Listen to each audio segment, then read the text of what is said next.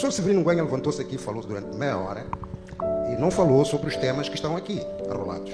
Não falou sobre a partidarização do Estado, não falou sobre o Estado de Direito, não falou sobre a descentralização. E nos últimos 3 minutos ou 1 minuto da sua fala, falou sobre a inclusão e a participação, assim, de uma maneira geral. Ele exprimiu aqui uma dissatisfação por ter começado uma coisa que andou mal. Olha, diga-nos lá, o que é que pensa sobre este diálogo que anda aí? Porque é esse assunto de que estava a falar. Fala lá, com verdade. Agora, para os que não sabem, eu e o Roberto conversámos muitas vezes e temos objetivos de fundo, temos encaminhamentos diferentes. Pretendemos o melhor possível para o país que é o nosso. Pretendemos o melhor possível em termos de realização das pessoas, de um sistema político funcional, etc. Mas encontramos-nos a ter que percorrer caminhos diferentes. Eu estava doente, fiz uma operação na próstata, estava no hospital e eu só via no meu telefone o que ia acontecendo. E depois fui solicitado por alguém, nós temos que fazer alguma coisa. A palavra nós significava muitos de nós. Professores, ativistas políticos, ONGs. O país estava a ter destruições enormes, estava a ter mortes enormes, muita gente, média 10, 12, 14, 15 pessoas por dia. E a pergunta mínima que a gente podia se fazer, o que eu me fiz foi: o que é que eu faço?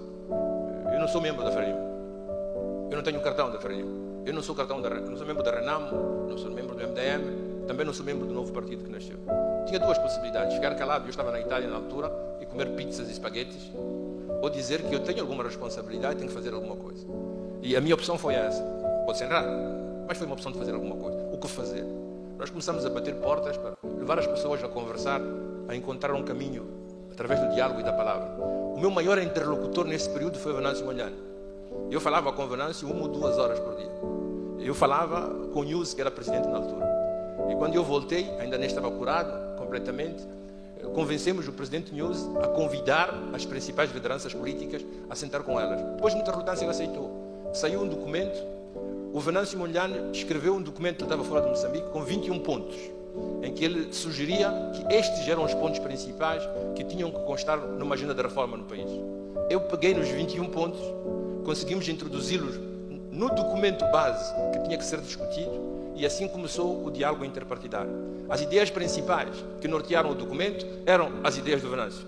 Quando foram introduzidas as ideias, o documento circulou entre todos os partidos e a pouco e pouco nós fomos perdendo o controle dele. Quando ele foi para a Comissão Política, a Comissão Central, começaram a fazer mudanças. Uma das lutas para mim, que eram importantes na altura, e eu falava muito com o Lutero Simão, era dizer assim: Lutero, esta não é uma iniciativa presidencial e não deve ser uma iniciativa presidencial. Vocês, os partidos políticos, devem ter a liderança deste processo. Não aceitem ir para a presidência.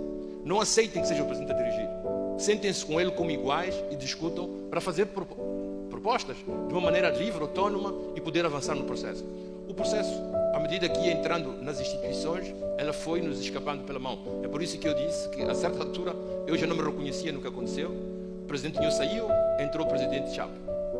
Durante a época do presidente News, do período que vai de 15 de outubro ao dia 23 de março, que foi a leitura da senhora Lúcia Ribeiro, nós fizemos cenários diferentes para encontrarmos uma saída pacífica para o país. Pensámos num governo de unidade nacional, pensámos num governo institucional, pensámos num governo técnico e sugerimos isto a uns e outros.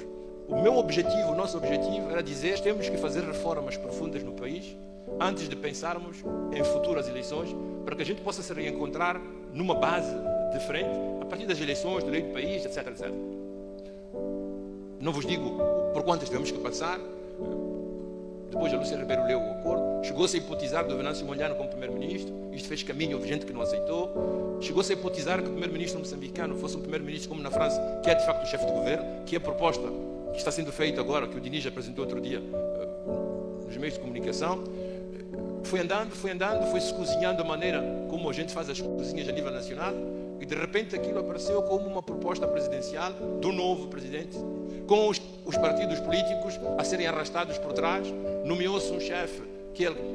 Tudo isto foi sendo cozinhado, e tudo o que a gente podia fazer era, o que eu podia fazer era, com os membros dos partidos diferentes, o Suf Momad, dizer: amigos, vocês não durmam, não pode ser assim, vocês têm que ter uma postura diferente para este diálogo. Mas enfim, aconteceu o que aconteceu.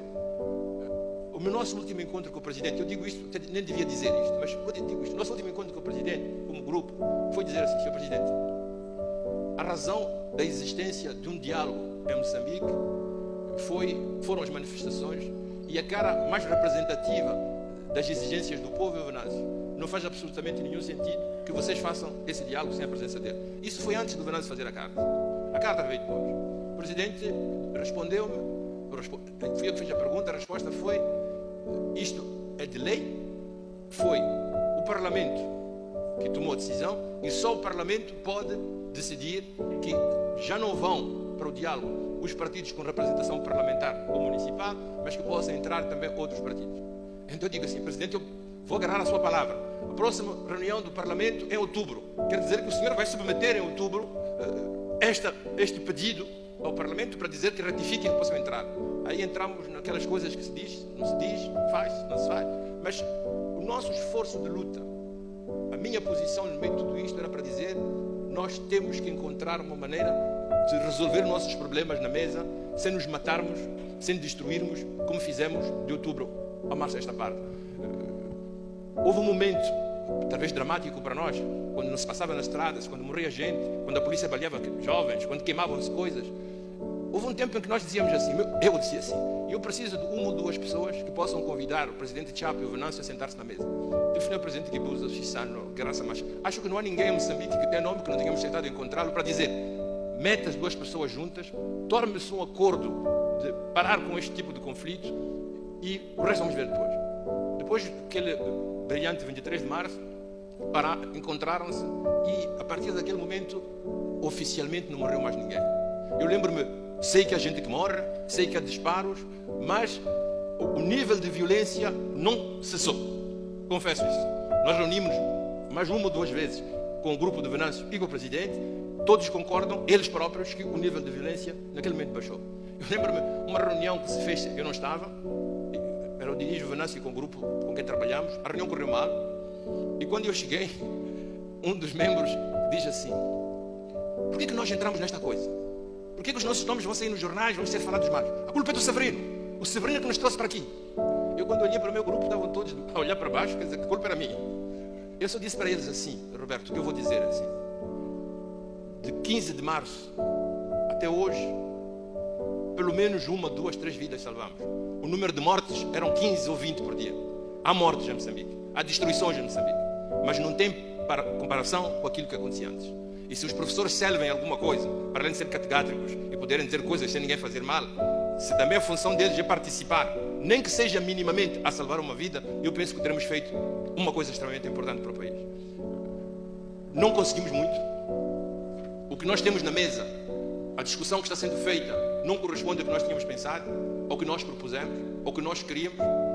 Tomou um outro rumo, mas como eu disse aqui antes quando falei, eu não me permito, não me autorizo de perder a esperança. Eu continuo a pensar, por favor. Eu continuo a pensar que é extremamente importante nós buscarmos caminho. O caminho que nós temos hoje não é o caminho ideal, não é o que devíamos ter. Mas como eu disse uma coisa antes, há ali possibilidades, com uma grande pressão, de lutarmos para reformar o nosso Estado, para termos uma convivência comum, um pouco mais pacífica, e uma redistribuição social e económica um pouco mais equitativa daquela que tivemos antes. Os professores não servem a isto, nós prestamos-nos a isso. Por isso mesmo, se neste ato de sair fora da cátedra e para começar a fazer coisas que estão fora da nossa bitola, cometemos erros, o primeiro a se auto-perdoar sou eu próprio. Mas acho que o que nós fizemos em consciência, e por quanto erros possamos ter cometido, aquilo que fizemos, tentamos fazer bem em consciência, e a nenhum momento tentamos privilegiar uma pessoa, um grupo ou um outro. Há uma coisa que eu tive uma conversa de meia hora, 45 minutos ao telefone, com o Roberto até a gritos.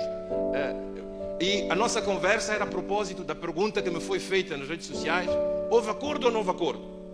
Acho que todos vocês viram isso, né? Que o presidente nosso disse em Lisboa que não houve nenhum acordo entre as partes. E o Venâncio veio dizer que não só houve um acordo, mas havia testemunhas, e que o chefe da banda dos testemunhas era eu. Toda a gente só me perguntava: houve acordo ou não houve acordo? Eu disse aqui na minha locução: o objetivo da política são os consensos. E foi em volta de busca de consensos que nós nos mobilizamos. Se eu dissesse o presidente Chapo mentiu, como é que eu ia convidar o presidente Chapo em seguida para voltar a sentar-se na mesa conosco?